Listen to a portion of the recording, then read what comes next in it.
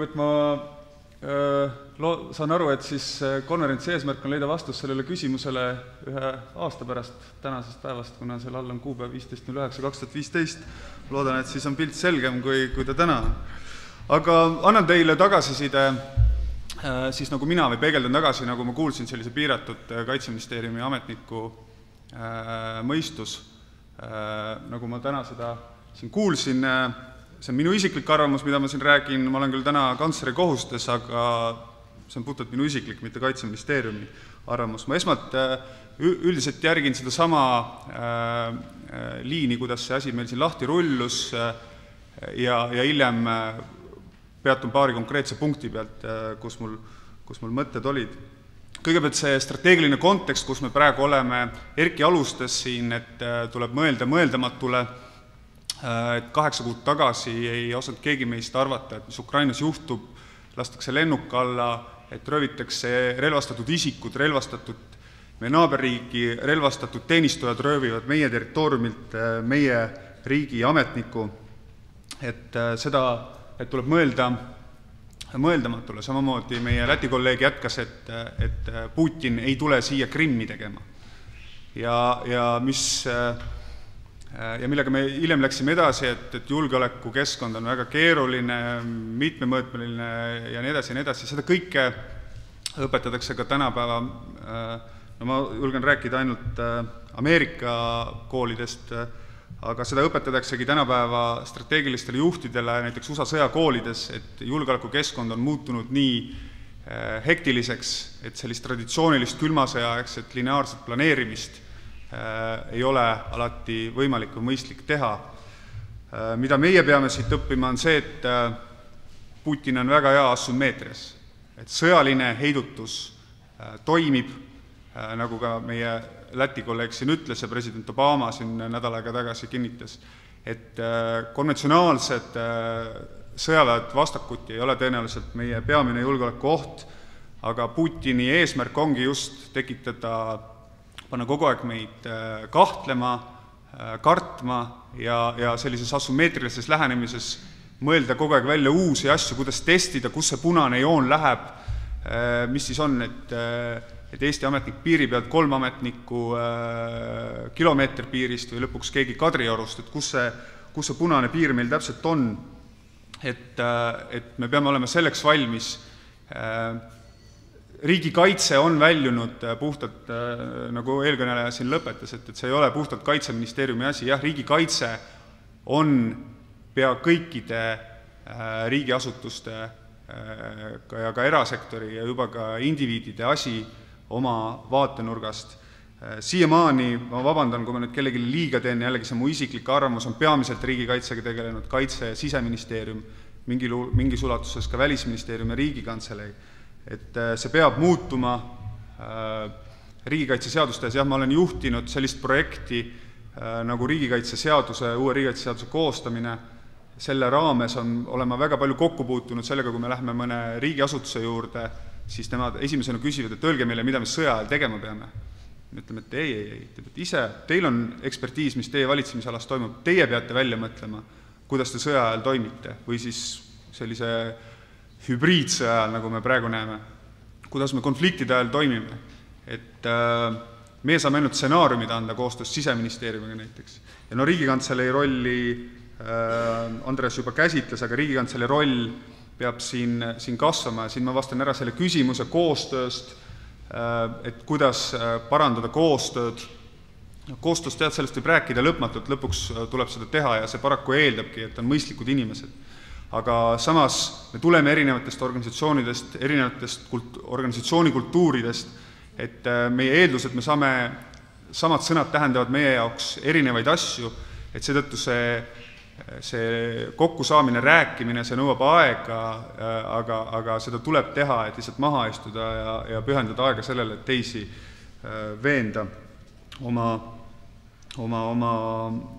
ideedes. Ja kui on sellise surutud ajaraam, me tahame midagi väga kiiresti teha, siis paraku on ka kommunikatsiooniprobleemid lihtsalt tulema. Strateegia koostamine, meile anti ülevaade, kuidas ühest võimaliku strateegia koostamise protsessist, sellest võiks pikalt rääkida. aga ma vast Eesti konteksti toon selle nii palju, et ka meil on käimas see riikliku strateegilise juhtimise, planeerimise korrastamine, on käinud juba mõned aastad, käib tõenäoliselt veel edasi. Kaitseministeerium omab ühelt poolt luksust, et meil on aega, me valmistume mingiks juhtumiks, mis peaks tulevikus juhtuma, kui enamus teisi valitsusasutusi tegeleb tänapäeva ohtudele reageerimisega. Seetõttu on meil rohkem ressurssi, et tegeleda planeerimisega. Ja samuti on meil luksus see, et meil on väga paljud meie ohvitserid on läbi käinud NATO staapidest ja on oma kogemuse läänelikust, küpsest, bürokraatlikust, heas mõttes bürokraatlikust planeerimisest siia kaasa toonud meie süsteemi. See näitas, et mul on aeg läbi.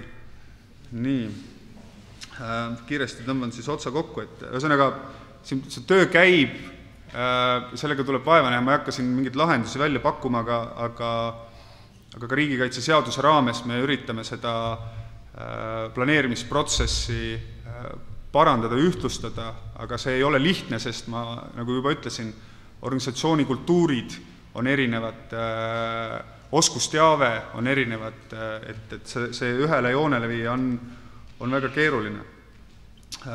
Mida peaks kaasa võtma siseturvalisuse arengukavasse? Minu arvates just on oluline, ma lugesin selle dokumendiga läbi, mis on alusdokument või ideede dokument, et selle koostamiseks, et just seda riigikaitse osa rõhutada, et nagu see paber seal ka deklaratiivselt ütles, et see on nagu riigikaitse esimene liin, aga sellele tuleb rohkem sisu tagasi anda, taha anda, et jah, tõepoolest, et meie potentsiaalne vastane võib tõenäoliselt ründab nii otse riiki läbi sisejulgeoleku vastutusala, kui üritab mõjutada meie riigi poliitilisi protsesse läbi elanikkonna. Et selle mõlemale tuleb pöörata tähelepanu. Paar asja, mis ma veel korjasin üles, on, kui Erki rääkis luurest, või siin seda paljud peatusid sellel, luure on oluline, eelhoiatus on oluline, see on väga lühikeseks muutunud, seda olulisemaks ta muutub. Eelhoiatusaeg on meile väga lühikeseks muutunud, kui meie vastane midagi teeb, seetõttu luure on väga oluline. Seetõttu, kui me igasugu läänelikke põhimõtteid, kuidas siis julgeolekuasutuste tegevust kontrollida, üle võtame, siis me peame mõtlema selle peale, et kõigepealt, mis on meie geostrateegiline asend, see ei ole selline turvaline Lääne-Euroopa, ja teiseks sisuliselt, kui ma ütlen, sõda käib, siis selle all mõeldakse konventsionaalset sõda, aga tegevus meie poliitiliste protsesside mõjutamiseks käib iga päev, nii et me oleme juba selle supi sees. Infosõda, väga palju siin, sellest võib väga palju jälle rääkida, mainiti ära, kuid jällegi iga kodanik, iga ametnik, iga Eesti kodanik peab aru saama, et tal on roll kanda infosõjas, me kõik oleme infosõdalased, me peame selgitama oma tuttavatele, sugulastele kõike seda, mis toimub, et see isiklik kontakt on tänapäeval kõige mõistlikum. Ja siis üks küsimus veel, mis ma tahan üle rõhutada, on väga oluline, mida ühes ettekandes mainiti, on see üleminek rahuaegselt juhtimiselt sõjaaegsele juhtimisele, ehk see, kui politseioperatsioonist saab sõjaline operatsioon, kui meil on stsenaarium, mis algab näiteks rahutustega kuskil Ida-Virumaal ja see areneb lõpuks selliseks ülestõusuks ja mingi hetk tuleb aksepteerida, et seal on tegemist sõjalise operatsiooniga, siis see jah, tõepoolest see on üks kõige keerulisemaid hetki kogu selle kriisi ajal tõenäoliselt, sest sellel hetkel, kui see kriis on juba väga kuumaks läinud, siis me peame juhtimissüsteemi vahetama, see on teoreetiliselt võib see olla üks hukatuse põhjuseid, et me vahetame juhtimist nii olulisel kohal. Sellise positiivse noodiga ma lõpetan, aitäh.